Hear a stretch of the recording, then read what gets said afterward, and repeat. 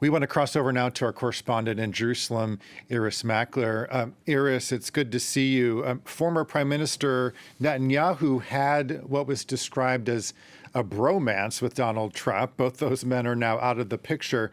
How do you think the relationship between Biden and Bennett will play out? Well, what Naftali Bennett wants is to return it to the more even keel. You remember Israel was always a bipartisan issue in American politics, and he wants to reassure the Democrat president that it's not just a relationship between the Republican Party and Israel, it's between Israel and the US. That, of course, and that it's going to be very different to the Netanyahu days. And that, of course, will be something that all the Democrat nominees there, including, of course, the Democrat president, will want to hear. But an Israeli analyst said this is an audition, that Washington is really a town about power. And what they'll want to hear, as well as these words about cooperation, is to see whether Naftali Bennett how long will he stay and will he be able to deliver?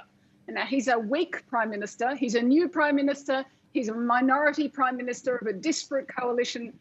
So the answers to those questions, no one in Israel knows, let alone Naftali Bennett.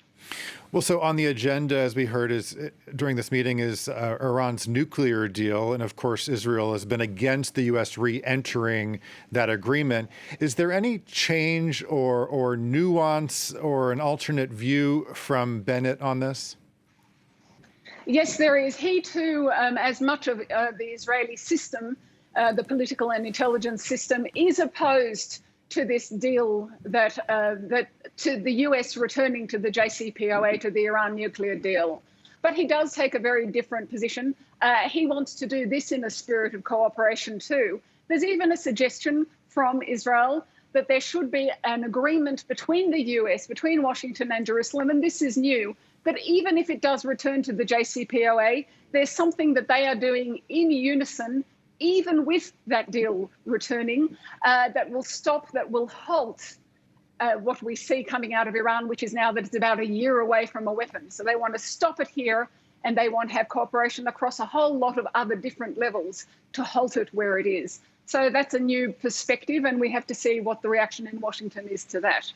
Yeah, we'll see what happens there. Our correspondent in Jerusalem, Irris Makler. Irris, thanks so much as always.